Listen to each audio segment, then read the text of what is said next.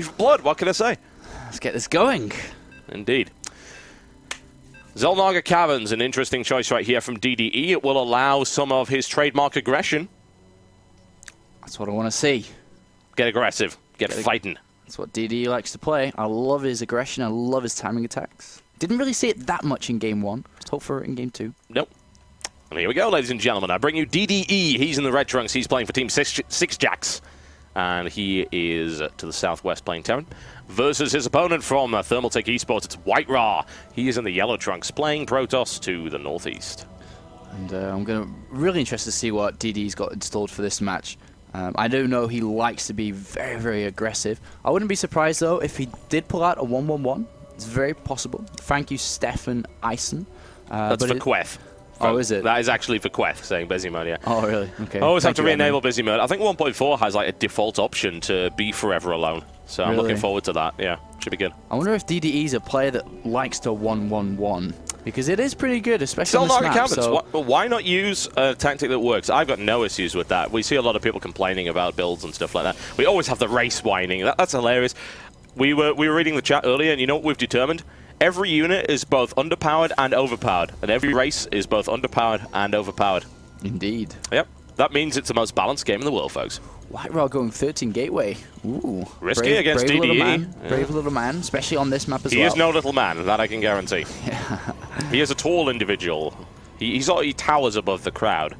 And we're actually seeing very late, well, not really late, but... Late-ish gas right there on 14. You can get it 13. You can kind of squeeze it in on 13, then a SCV behind it, but he's comfortable with 14. Not too significant. And I was kind of wondering that, because DDE is a player that studies a lot, and especially studies the Korean style, and does like to play very Korean-esque. And with his mechanics, with his dropping capabilities and multitasking. So I wouldn't have been surprised, actually, if he did go for like a gasless expand, as that is how Koreans like to play over and over and over. But he's going to grab that refinery, scatting out with the SCV. Meanwhile, we are going to have that 13 gateway finish up now, which means the Cybercore is a little bit delayed, but it's okay. He's feeling comfortable.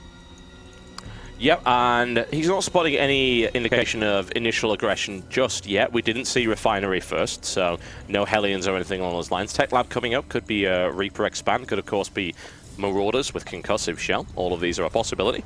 Yeah, we'll have to see which one he decides to do here. I think just going for like one Barracks Expand will be DDE style. I don't really see him...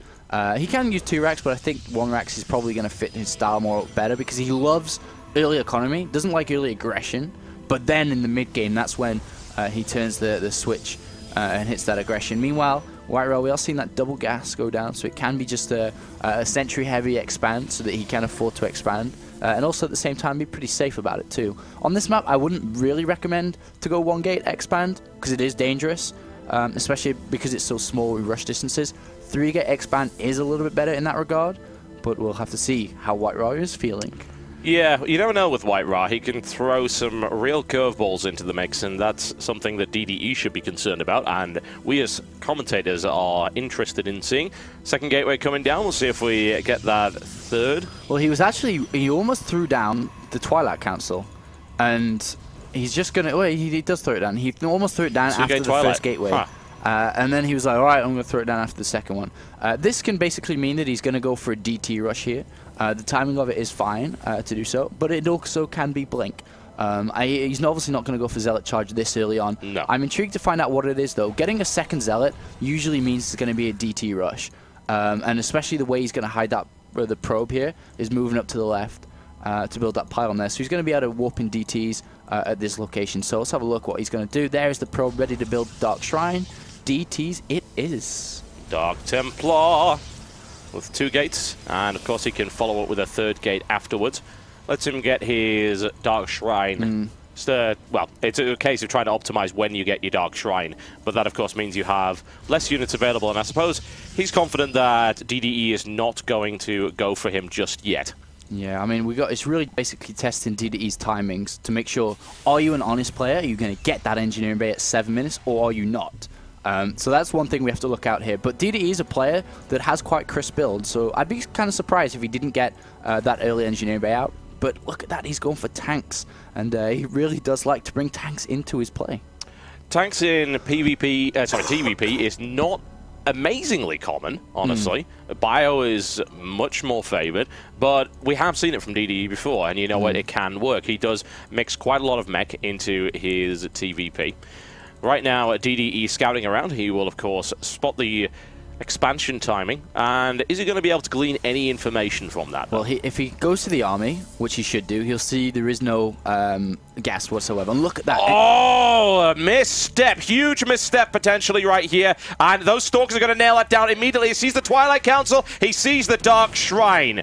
Wow, that was a massive blunder right there. Yeah, well, he already had the engineering bay timing down anyway, so yeah, he threw it down at 7 minutes. Just regularly, you should be throwing that down at 7 minutes every single game, which he did. Turret's going up, perfect timing. As you can see, the DT's about to come up, turret's going to finish. You know, that test for DDE, he passed it with flying colors. Yeah, nicely done that right there. And of course, this is walled off, so DDE's thinking, I'm nice and safe. However, the Warp Prism is what you have to be concerned about right here. The Warp Prism can be used in combination, and this is what makes this just a little bit sneakier. And the thing is, does DDE cool down energy? I mean, he should be expecting that there is a Warp Prism down, so he can have DTs down in his base. So we'll have to see. Gonna find out one way or the other, aren't we? DDE moving in. In comes the Warp Prism with a Oh, yes, a couple of DTs coming in, and that is a nice little maneuver. And splitting up that tank line, immediately focusing on the tank, forcing the scan there, but there is still this DT in the mineral line right there, and this Warp Prism can be used perhaps to get another round of DTs if he's feeling it, and that's probably a good idea, forcing a lot of scan energy to be used. Look at the amount of damage his Dark Templar is doing right here. 10 kills now. Oh, this is not good. It does finally get rid of, but the SCV kills, 8 SCV kills then. And it kind of balances the things up, balances the economy out. Another DT has been warped in, scan immediately, and Warp Prism does go down. So I think it's quite balanced up. And basically, White nullified the fact that he went for such an early command center by kind of pushing that pressure out on.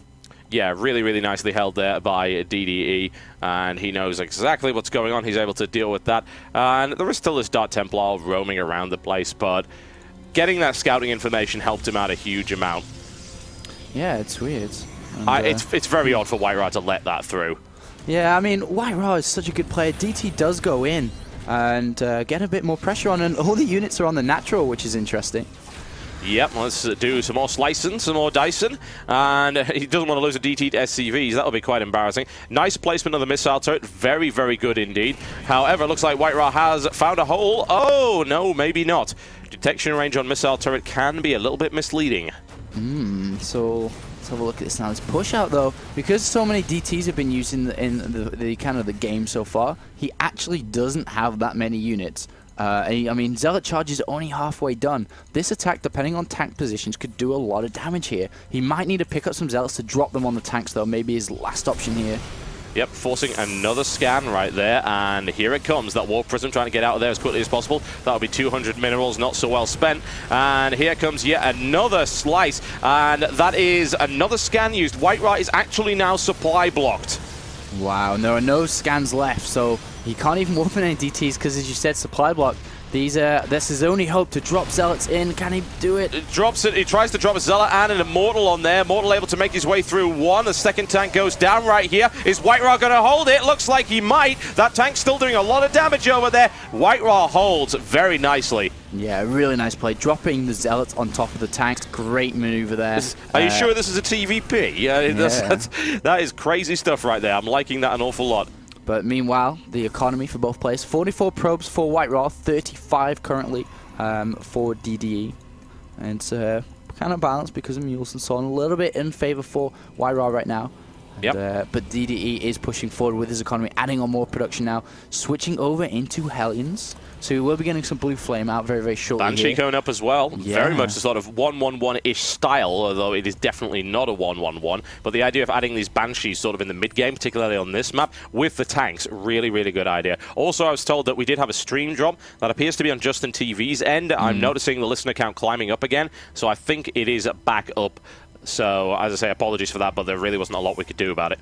Yeah, I don't know what that was about, but the game is up and running again, and more Zealots and DTs on the way, though. Is this Banshee going to see it, though? White can avoid it, as he can just go to the right a little bit, but Wow, that again, once again, maybe a little bit of a slip up there by White Raw. Honestly, he could have turned that away, and we'll see. Is there an interception? There currently is not. There is a Dark Templar providing a nice distraction for this, and I have a feeling that was deliberate there by White Raw. He is annoying DDE over here, and then dropping in some friends, Zealot and Dark Templar right there into the mix. That said, there is this Raven that should be able to help clean it up, and the Banshee now focusing fire on the Dark Templar. Took 7 kills though, so in my opinion it was probably worthwhile, and now more Zealots warping in, and this mineral line is getting sliced to pieces here by this really solid warp prism play by White Raw. Yeah, I mean, he's killed so many SCVs, 35 SCVs this game alone. Wow. It's only at the 14 minutes. Huge. He has done so much economy damage now to DDE, and White Raw's warping or chrono boosting all his gateways. He's getting his armor upgrade out. He's going to look to really punish this, and he's going to follow it through with more units, more attack. Go, go, go, go, go. He wants to win the game right here, right now. And why not? Just keep in with this really unpleasant warping strategy and forcing DDE to pull tanks off the line right there. Of course, they will do a lot of damage to the Stalkers, but they're quite vulnerable otherwise. He's going to need to repair that. I'm surprised DDE is not already repairing that tank, but the tanks try to hold up. Zealots now in the mix to try and take them out. Oh, very nice pickup right there by DDE, dropping it behind the SCV line, and now following it with DTs, which actually he can't deal with. GG, ladies and gentlemen, and White Raw taking the